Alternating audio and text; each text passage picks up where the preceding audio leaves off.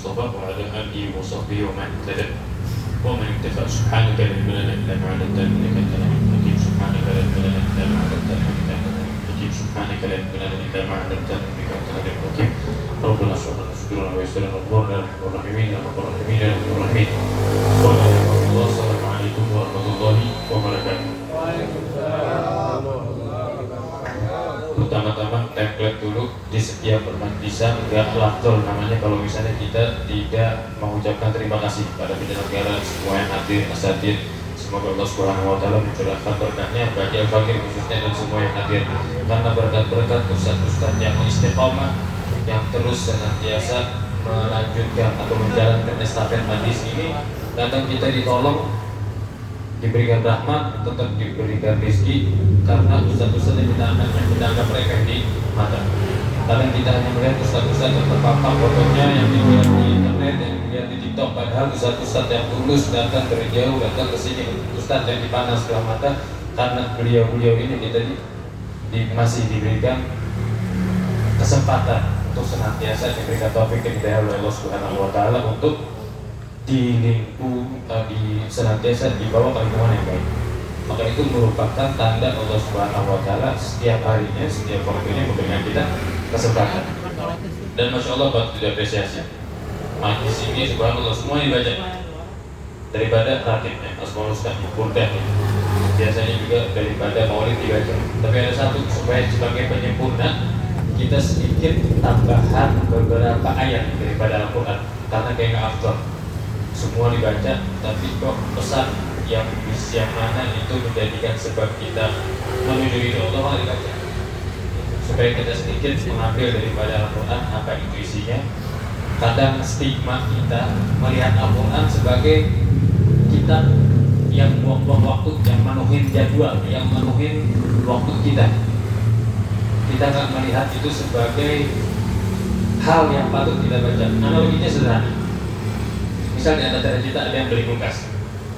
Ketika kita beli kulkas atau benda elektronik yang harus dipasang, kita akan pasang sendiri atau ngikutin instruksi daripada pabrik kira-kira. Ngikutin instruksi dari pabrik. Analoginya sederhana demikian. Kita nggak mungkin menyalahi aturan instruksi pabrik. Akan tetapi kita dengan sombong jalan di dunia menyalahi instruksi dari penciptanya. Allah Subhanahu wa taala bilang jangan yang baik aja yang tangan, kalau baik terus diinjak tuh. Allah Subhanahu wa taala bilang rezeki jangan takut sedekah, sedekah mulut akan di sini. Selalu kita menyalahi aturan Allah Subhanahu wa taala. Allah Subhanahu wa taala bilang gini ya.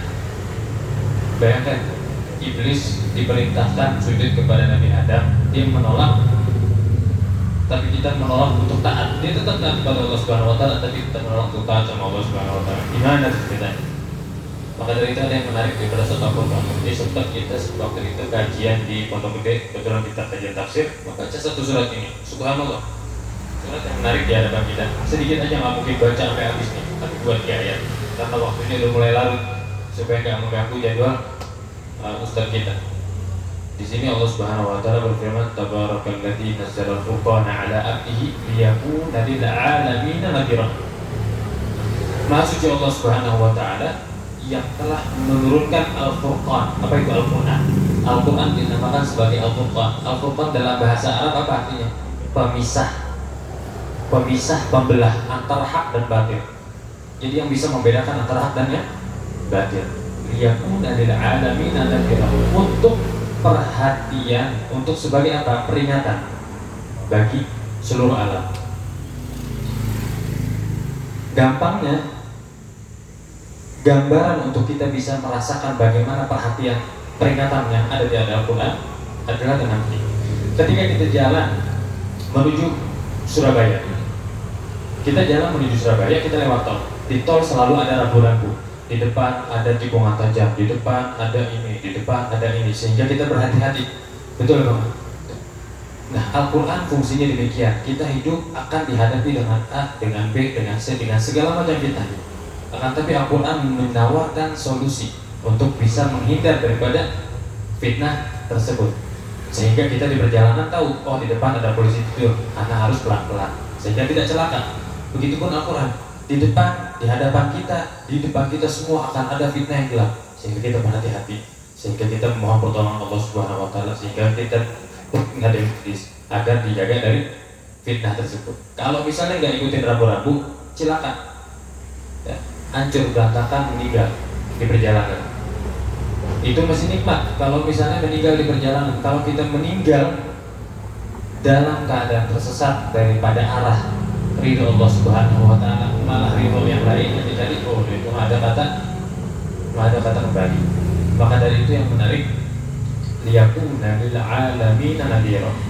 Ketika kita contoh di sini ada beberapa yang bekerja, ada beberapa yang tahu mendapat informasi grup WhatsApp tentang informasi A, tentang informasi B.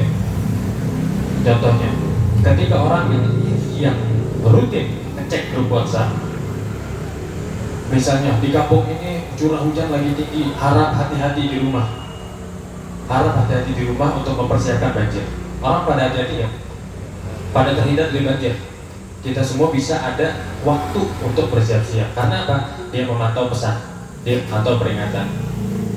Dalam agama demikian analogi. Udah beberapa analogi yang kita bawakan supaya kita tahu bahwasannya di Al-Quran yang ada di hadapan kita, yang kita jadikan banyak kudu. Maulid kita baca tiap hari, nggak pernah absen, dia ulangnya, ibadahnya, bersedihnya, semuanya nggak pernah kita absen. Tapi Quran, baca Quran, aduh, mau pusing baca Quran. Kalau dengan 1000 ayat misalnya yang dibaca kurhul lagi. Maka dari itu kita nggak berkembang, kita punya agama. Padahal kalau misalnya kita ganti dengan ayat lain, dengan surat lain, kita baca 3 ayat sama kayak kurhul, nggak usah sampai habis, 3 ayat kita baca. Kita bertambah daripada vokabulari kita tentang Islam, informasi kita tentang agama. Itu baru 1 ayat yang kita bedah secara secara singkat, membuahkan bagaimana itu membuka mata kita tentang agama. Ada lagi dijelaskan juga bagaimana agama itu sangat berpegang teguh atau bahkan sangat bergantung dengan sikap sosial. Sikap sosialnya apa? Ketika kita hidup sebagai manusia, kita itu harus saling bersosial agar agama ini hidup. Ada namanya silaturahmi, ada namanya saling menasihati, bahkan di situ merupakan ada wasiat takwa, wasiat atas bersabar. Itu merupakan bagian daripada agama yang paling krusial. Dan kadang kita mengharapkan kalau misalnya itu yang menyampaikan agama sama kita, kalau bisa Habib Umar bin Habib ngomong sama gue tentang agama, bakal gue dengar, Ustaz, kamu siapa? Temen gue siapa? Gue tahu binatang dia, gue tahu jeleknya. Tiap hari tiap hari masih begini, masih begitu, masa mau mendengar ngomong agama? Kita nggak melihat daripada esensi nasihat tersebut. Allah Subhanahu wa taala dalam surat yang sama menjelaskan wa ma arsalna min qablika min rasulin illa ya'kul ta'am wa yamshi fil aswaq. Maknanya, bukan ayatnya. Allah Subhanahu wa taala tidaklah mengutus utusan sebelum Rasulullah atau baik sebelum Rasulullah SAW, kecuali memang dari kalangan manusia. Dia itu butuh makan, dia itu akan jalan-jalan di pasar. Jadi bergabung, turut andil dalam bermasyarakat, bersosial, silaturahim, ini itu semua segala macam. Makanya kalau misalnya kita lihat ada ustadz sekarang, ustadz ibu sendiri dibeda-bedain daripada umat, daripada rakyat, daripada umat Islam yang lain. Itu adalah bukan jalan Rasulullah SAW. Kita lihat bagaimana ustaz semakin besar, dia semakin merakyat, dia semakin bermasyarakat, karena secara langsung dia itu bisa turut andil dalam menyebarkan agama. Bukan berarti dibedakan. Sekali waktu ada tambahan daripada Rasulullah SAW, itu ada hadis Sahih Bukhari, Sahih Muslim.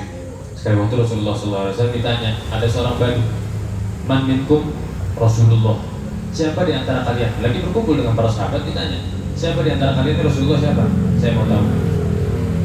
Kemudian ditunjuk ke Rasulullah. Dari ayat tersebut, dari hadis tersebut, ada kita pahami bagaimana Rasulullah SAW tidak ada bedanya dari segi kedudukan kasat mata, dari segi baju, dari segi tampilan nggak ada bedanya sama sahabat. Kalau ada bedanya, maka orang nggak bakal nanya. Udah tahu, oh ini Rasulullah yang duduk di depan, oh ini Rasulullah yang bajunya gini, oh ini Rasulullah. Ya, sama aja. Maka dari itu kita harus lihat bagaimana proses penyampaian nasihat atau proses utusan daripada Allah Subhanahu Wa Taala itu kadang tidak akan kita bisa tahu, tidak akan kita bisa mengenalnya, kita mengenal Allah Subhanahu Wa Taala. Maka dari itu kenapa ulama itu selalu awal orang ingin memeluk agama, awal orang ingin kembali kepada Allah, awal orang ingin langkah awal untuk mengenal Allah, Pak. Ma'rifatul ilah awal wajibin al-istihad, ma'rifatul ilah istiqamah. Yang fundamental, yang paling dasar, yang paling harus kita lakukan apa? Kenali Allah dulu deh. Gak usah repot-repot, anak kudu puasa lah 40 hari di Gunung Kidul. Tadi ada isinya itu. Anak kudu tahan robot halak, dia gak bisa dihapus, Cikarang gak bisa. Gak ada namanya Allah Subhanahu Wa Taala harus kita raih di tempat tertentu. Allah Subhanahu Wa Taala senantiasa menuangkan rahmatnya bagi kita, cuma kiranya nggak menerima. Kemudian ada lagi yang menarik daripada surat yang sama juga menjelaskan kadang nih di sini masya Allah anak-anak muda masih semangat, anak-anak mudanya masih semangat, dan di sini juga orang-orang tuanya pun mengayomi. Di beberapa tempat kadang orang tuanya itu cuma nuntut dihormatin tapi nggak merangkul, dan kadang kita ada yang berbahaya di tempat-tempat orang yang rutin bermajlis ilmu, tempat-tempat majlis begini. Bisa jadi kita menjadi sebab hidayah orang, bisa jadi kita menjauhnya orang daripada Allah. Contohnya bagaimana menjauh orang daripada Allah? Ada anak muda atau ada orang yang ingin hadir tapi terhambat dengan aktif pakaian, langsung kita tampang sih, mual bisa ditarik ilmu pahala itu dapat, mending sewa pakaiannya bagus, pakaiannya nggak bagus sedikit, pakaiannya nggak bagus sedikit, balik orangnya dia apa namanya seolah-olah kayak diusir atau nggak merasa diayomi, nggak merasa welcome, nggak kita terima kehadirannya, seolah-olah mereka itu orang yang berbeda karena kita menang pakai koko. Padahal Allah Subhanahu Wa Taala itu dalam Al-Quran surat yang sama itu, nanti kita balik surat yang apa namanya ayat yang sebelumnya. Surat yang sama ini Allah Subhanahu Wa Taala menjelaskan. Sekali waktu ditanya oleh orang kafir, waqala alladziina kafaru laula unzila 'alaina jumlatan wahidah. Kenapa Islam perlu waktu 23 tahun dalam agar bisa diterima oleh umat manusia? Ada kurun waktu 23 tahun dalam penyampaian wahyu sampai Rasulullah SAW meninggal, baru rampung sehingga turunlah ayat apa namanya al-yauma akmaltu lakum dinakum. Pada hari ini sempurnalah agama ini. Wa atmamtu 'alaikum ni'mati wa raditu lakum al-Islam dinan. Tapi di situ ada sebabnya. Kadang kita memaksakan, contohnya orang tua kepada yang muda. Orang tua udah belajar banyak, yang muda dipaksa siap kudu sholat, langsung tambahkan tahajud, tambahkan duha, belum apa-apa, baru kenal sholat langsung dipaksain suruh sholat sunnah, sholat wajib jamaah masjid ubah. Apakah ada yang mau meluk agama Allah kalau begini ceritanya? Mbak sholat setong guys, udah nggak usah duduk dulu, gue malas sama orang yang nggak sholat, itu jauh-jauh. Kita menjadi sebab nutup hidayah daripada orang lain, itu yang berbahaya. Padahal hikmahnya tahap bertahap, agama tahap bertahap. Orang baru sholat subuh doang, baru sholat maghrib hadir ke jamaah, tapi sholat lain gue nggak tahu nih. Udah yang penting dia bisa sholat maghrib, dengan harapan sholatnya dia membawa dia kepada sholat yang lain yang diwajibkan. Itu selalu ada harapan, sehingga kita membuka pintu atau peluang yang besar bagi orang yang masuk. Kita ajak daripada kalau kita ini sholat malas kayak wah temennya paling hadir majlis kan apa hadir majlis dulu dengan niat hadir majlisnya bisa membawa dia kepada ibadah-ibadah yang lain dengan bertahap. Jangan paksakan orang untuk beribadah secara langsung. Kita pengen langsung orang begitu baru hadir majlis langsung sholat, puasa, zakat semuanya di jalan. sahabat perlu waktu 23 tahun. Sahabat Nabi ini kurang 1400 tahun yang lalu, kita berharap baru kenal Islam sekali, pengen semuanya sama haji dileglek. Nggak bisa. Jangan jadi kita itu jangan jadi jembatan atau jangan jadi tembok antara Allah dan seseorang, sehingga kita menjadi sebab orang tersebut jauh daripada Allah. Maka itu yang adem-adem aja. Karena hikmahnya Quran diturunkan secara bertahap apa? Yuthabbitu bihi fuad. Ayat apa? Sambungan dari ayatnya apa? Untuk memantapkan kita punya hati. Perlahan, bertahap, satu demi satu, sholat satu waktu, naik 2 waktu, naik 3 waktu, sehingga naik 5 waktu. Imannya lagi naik, tambah 5 waktu, tambah rawatib. Imannya turun, jadi 3 waktu. Hadir majelis lagi, naik lagi 5 waktu, tambah lagi yang sudah terus gitu. Itulah nikmatnya manusia.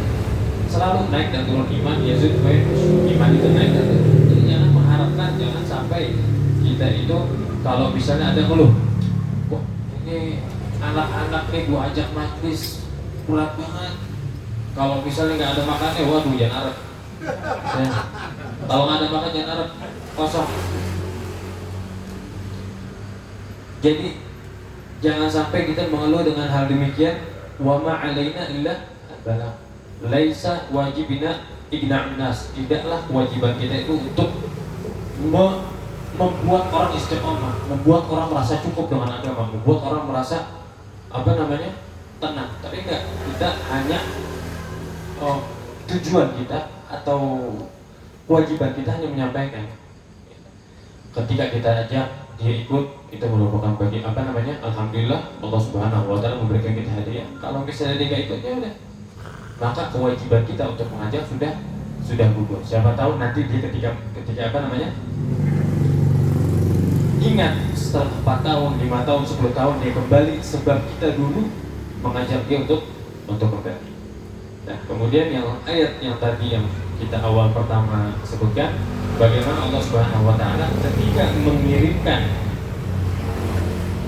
hidayah dan taufiknya, gak mungkin malaikat turun langsung di hadapan imam. Assalamualaikum, wah ayo sholat, wah ayo majlis.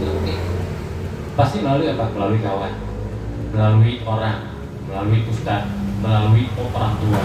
Dan kadang kita manusia punya sifat ego-egonya tinggi, sombong. Iya, sholat unggul darah, pakai nasihatan aing haram jadah, istilahnya. Nah, nasihatan aing kita nasehatin sama bapaknya setan. Itu kita dengan arogannya. Kita tidak melihat nasihat tersebut. Allah Subhanahu wa taala berusaha mengetuk pintu kita untuk kembali. Tapi kita lihat orangnya. Kita nggak lihat ba'dal orangnya atau di belakang orangnya. Allah Subhanahu wa taala nggak mungkin melalui malaikat.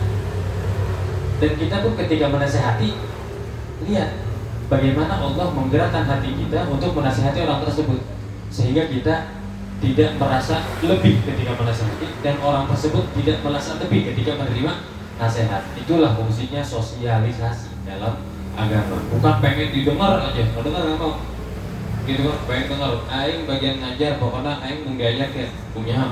Tidak bisa. Jadi batang kayu kata lain manusia. Nah, kemudian fungsi daripada sifat nasihat menasehati ini apa? Maknanya daripada Allah Subhanahu wa taala menjelaskan wa ja'alna ba'dukum li ba'din fitnatan atasbiru. Ayat lanjutannya, kami jadikan antara kalian, antara kita dalam bersosial, yang satu menerima nasihat dan penasehat fitnah. Fitnah apa? Cobaan. Ada yang kita nasihatin malah baca tuh, pergi lu, bajingan, maki-maki. Ada yang kita ketika menerima yang kita arahkan maki-maki, yang kita ngomongin malah jadi bertengkar, malah jadi begitu. Segala macam bentuk hal dalam bersosial ada. Tetangga, bapak, ibu, mertua, bini, banyak deh pokoknya kalau bisa kita hitung. Belum teman tongkrongan A, tongkrongan B, masalahnya beda-beda, tongkrongan C, dan terus banyak. Tapi apa jawaban Allah Subhanahu wa taala? Fitnah ini bakal ada. Emang udah kita diselingi dengan fitnah. Jawabannya atas biru. Sabar enggak kira-kira? Kira-kira sabar yang Allah Subhanahu wa taala? Bisa wae sabar mah. Tapi naon ganjarannya? Kadang kita nanya sabar sampai kapan? Kapan sabar? Apakah sabar itu kita udah marah, emosi, meluap, maki-maki bapaknya, emaknya kita maki-maki, keluarganya, keturunannya semua segaris kita maki-maki baru ya Allah sabar. As-sabru inda salbatil ula. Sabar tuh pas lagi gencatan pertama, pas disakitin tuh, nah baru kita sabar untuk menahan daripada efek yang dihasilkan daripada amarah tersebut. Bukan udah kita maki-maki sekeluarga, udah kita tampolin, injok-injok, harga diri kita injok-injok baru aduh aing sabar. Lain kita balik sabar, kasih. Ya, bukan sabar. Itu bukan udah sabar meluntur namanya. Itu namanya subur. Jadi kalau misalnya sabar itu pas awal, gimana caranya kita bisa menahan efek daripada amarah tersebut tidak kita luahkan. Terus apa jawaban sabarnya apa? Cukuplah ayat terakhirnya penutup sebagai penutupnya bukan harus buka fosil. Jawab buah daripada sabar aing dia aing terboga anak ini lah. Bukan harus buka fosil. Dengan kita bertahan untuk bersabar atas apa yang menimpa kita, cukuplah Allah Subhanahu wa taala Maha melihat yang kita rasakan. Inna ma'al yusri yusra. Kesulitan ada ganjaran. Bahkan kalau buka basir yakin dengan Allah Subhanahu wa taala melihat kita. Yakin ini. Apakah Allah Subhanahu wa taala ketika senantiasa meliputi kita dalam keseharian kita, diam ketika kita dalam keadaan kesulitan? Nah, hasya wa kalla. Enggak bakal mungkin. Wa kalla Rabbuka basir. Nah, jadi tulis di kalau bisa itu bab itu apa aja. Di wallpaper waka Rabbuka basir. Jawaban daripada persoalan kita semua udah bukan Rabbuka basir. Ditampilingan kubatur, tabrakan, kita diserempet, aduh, ibu aing. Tapi ingat ayat bukan Rabbuka basir, sabar. Karena ganjarannya lebih besar lagi dibanding kita repot-repot. Kalau kita ladenin masalah di jalanan, gubugin, perkara penjara, dibawa visum, repot atau permasalahan lebih masalah. Tapi karena satu ayat bukan Rabbuka basir, kita dijaga daripada hal-hal buruk yang setelah tersebut. Karena apa? Karena bukan Rabbuka basir. Jadi itu cuma 3 ayat yang kita dikasih sedikit, yang kita usahain supaya relate sama kehidupan kita. Bayangin masih ada 6.600 ayat lagi yang begitu kan. Gampang gak tuh hidup kita? Kita disibukin sama ayat-ayat hukum cuma 300. Syafi'i mengatakan 1000 ayat yang hukum. Ribut di hukum 20% daripada isi Al-Quran. Padahal sisanya 6.000 lain hikmah, adab, sosial, politik, semua di sini. Tapi kita nyarinya di yang lain. Ibaratnya kalau misalnya kita mau nyari obat di material, ketemu nggak tuh obat kira-kira? Kita nyari solusi, dukun. Nyari pinjaman, pinjol. Nyari kaya, judol. Itu yang punya harta kita yang cari. Begitu udah rusak, berantakan, hidup kita nyalain Allah lagi. Indah banget hidup. Gitu kan? Mudah-mudahan Allah Subhanahu wa taala dengan beberapa ayat yang kita baca ini menjadikan kita sempurna lah semua daripada amal-amal tersebut. Sehingga kita menjadi satu langkah lebih baik setiap harinya, mendapatkan proses yang baik dalam menjalani agama yang Allah Subhanahu wa taala, sehingga kita menjadikan semoga Allah Subhanahu wa taala menjadikan kita salah satu orang yang alladzina yastami'una al-qawla fayattabi'una ahsana ila hadhihi wa likum min sallallahu alaihi wasallam. Al-Fatihah.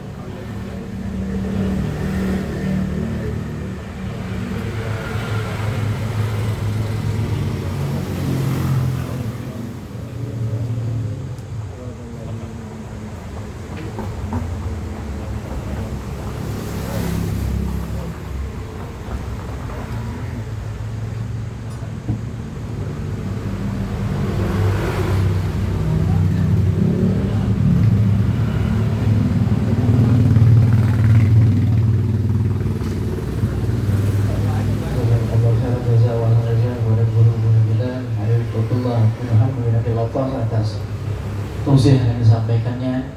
Sebelum kita tutup dengan doa, insyaallah tadi ada bagian merupakan kalau kita kedatangan teman seperjuangan bagi Rasa Habar Sukar yang masya Allah beliau baru datang dari Kedatari Mahadramut. Insya Allah kedatangan beliau juga mendatangkan keberkahan dari Kedatari Mahadramut. Selanjutnya kita yang akan disampaikan oleh guru mulia kita Ustaz Hasan Basri Pak Alim Bapak Muslim.